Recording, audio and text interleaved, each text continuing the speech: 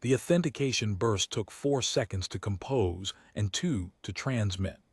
I had filed the same document 11 times before, once per succession cycle, going back to before I joined the Compact's registry staff, and I expected this 12th filing to feel exactly as routine as the others. It did not, but I didn't know that yet when I sent it. The Compact administers 7 research stations and a population of roughly 400, spread across 3 systems that nobody in the wider galaxy has ever found interesting enough to contest. We are not a nation. We are not a government. We are a mutual registry compact, founded 94 years ago by a consortium of independent researchers who wanted shared filing infrastructure and a common authentication framework and nothing else.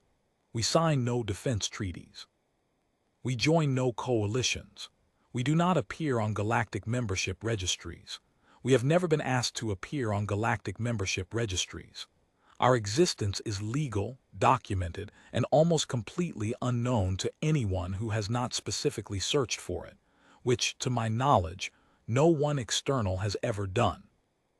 When Senior Registrar Veth Orani Sulcus died on the morning of the 14th, quietly in her sleep at the end of a long career, the duty that fell to me as her appointed successor was not grief, not ceremony, and not politics. I felt all of those things, and I attended to them privately, on my own time. The duty that fell to me in my official capacity was simpler and more immediate than any of it. It was paperwork. Specifically, the succession authentication. A compact internal burst, addressed to our 7 station heads, confirming that registry authority had transferred cleanly, that our seals remained valid, that no legal gap existed in our chain of custody. The burst travels on frequency Kethnol 7, which is our own private allocation, assigned at the Compact's founding and never shared. It carries no distress flag. It carries no open channel header. It is, by design, the most internally addressed document we produce. The single piece of communication so thoroughly aimed inward that I had never once thought to ask where else it might go, because the answer, I assumed, was nowhere. I filed it at 3:40. I noted the time in the succession log, added my authentication seal, and archived the transmission record. I made tea. I began reviewing Veth Orani Sulcus's pending correspondence, which was substantial. She had been thorough in everything except dying at a convenient moment, and I expected the day to be long and quiet and entirely mine. At 11:17, a vessel identifying itself as the Terran survey Corvette Aldrin's reach-hailed Compact Administrative Station, Orvith Null 15 on our general frequency. I was the only duty officer present. I answered. The voice was unhurried, female. It identified itself as Lieutenant Commander Ashton Corrigan, Survey Division, and it said that she was responding to a Priority 2 welfare flag on frequency Kethnol 7, activated at 3:40 this date, under the Joint Compact Registry Accord, First Revision, Article 14, Clause 3. She said she had been already en route for 7 hours. She said she was approximately 7 hours out from our position. She asked whether the compact required assistance and whether a docking approach was appropriate. I told her I did not know what that document was. She said that was not unusual and asked if she could transmit a reference copy. I said yes. The Joint Compact Registry Accord, First Revision, is 94 years old.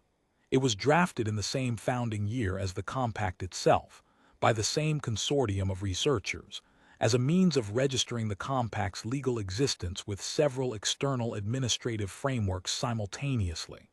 One of those frameworks, I would not have guessed this if I had been given the rest of the day, was Earth's monitoring infrastructure. I did not know this. I do not believe Veth Orani Sulcus knew this. I suspect no one currently living in this compact has known it for at least 60 years, because the founding generation left no detailed annotations on their external filings, and because we have never had cause to review them. Article 14 of that accord is titled Welfare Continuity and Succession Verification. Clause 3 reads, in full, Any unanswered succession authentication transmitted on the compact's registered primary frequency shall be treated as a priority to welfare flag and forwarded automatically to Earth's monitoring grid Keth sector for welfare check dispatch, absent an explicit opt-out notation filed annually with the Accord Secretariat. We have never filed an opt-out notation. We did not know we needed to. The Accord Secretariat, I discovered when I queried the reference copy, is a still active administrative office on Earth's deep grid infrastructure, staffed at skeleton level, which has been receiving our succession authentications for 94 years, flagging each unanswered one as a welfare alert and dispatching a response. The welfare alerts had been dispatched and quietly canceled 11 times before. 11 prior successions, 11 instances in which a dispatched vessel arrived at our general hailing frequency, verified that the compact was intact and the new registrar was functioning, filed a welfare check completion report, and departed. I had no record of any prior contact. I do not know whether my predecessors received those visits and declined to log them as external interactions. I do not know whether the responding vessels were content with a brief acknowledgement over the hail channel and never pursued a closer approach. What I know is that the Accord Secretariat's log shows 11 quiet completions and no breach of our functional isolation. Until today, when I had apparently answered in a way that prompted Corrigan to request a docking approach. I thought about that while I watched the Aldrin's Reach close the distance on my station monitor. A clean-lined vessel, not large, moving without urgency. I was not alarmed by it. The word I kept returning to, in the hours between her hail and her arrival, was puzzled. Lieutenant Commander Corrigan arrived at Orvith Null 15 at 1824. She was in person the same as she had been on the hail channel, unhurried, professional, without performance of any kind. She carried a document case and no equipment that suggested she expected a crisis. She accepted the tea I offered. I offered it because I did not know what else to do, and she sat across from me in the records chamber with the Accord document open on the console between us and walked me through the sections I had not yet reached. The compact was in full compliance, she told me. It always had been. The Accord was structured so that the welfare check response required nothing further than confirmation that the succession had occurred, that the new registrar was functioning, and that the compact's legal instruments remained intact. She was not there to inspect our research files. She was not there to negotiate membership in any framework beyond the one we already held. She asked me 3 administrative questions: the date of succession, the current population count across all 7 stations, and the status of our filing seals. And when I answered them, she entered my responses into a welfare completion report on her own console and showed me the document before she filed it. She pointed out the line where my name appeared as the confirmed new registrar. She asked me to verify the spelling. I did. I asked her, at some point during this, why Earth maintained the infrastructure to respond to something like this. A compact of 400 people, 3 obscure systems, no strategic value, no political relevance. She considered it for a moment without treating it as a difficult question. She said the Accord Secretariat had been running on automated continuation protocols for a long time, and that no one had yet found a sufficient reason to close it. She said the compact's founders had wanted someone external to have standing to ask after the compact's welfare, a single outside party who would notice if the authentication cycle stopped, and that Earth's monitoring grid had been the available option at the time the Accord was signed. She said the practical consequence, 94 years later, was that this compact was not entirely without someone who would notice if it went dark. She said it without emphasis. She said it the way you state a fact that needs no decoration. I wrote it down. Before she left, she transmitted the completed welfare report to the Accord Secretariat and a copy to our own filing system.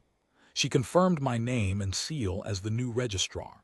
She noted the compact's continued legal validity.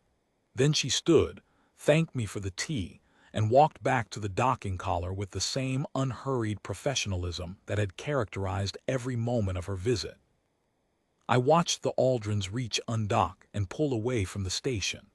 I stood at the viewport in the records chamber for some time after she had cleared the docking perimeter, watching the gap in the stars where she had been, thinking about 11 prior welfare check completions that no one in this compact had ever noted in the registry. Then I went back to my desk. I made 2 additions to the succession log that evening. The first was standard, new registrar confirmed, all instruments valid, succession complete and recorded. The second had no existing field. I created one. I noted that the compact holds active standing under the Joint Compact Registry Accord, first revision, and that Earth's monitoring infrastructure has had standing to inquire after our welfare since our founding year, and that they have exercised that standing 12 times now, without announcement, and without asking for anything in return. I noted that we are not, strictly speaking, alone in the way we had believed ourselves to be. I filed the entry, closed the record, and sat for a while before I turned off the chamber lights and went to bed.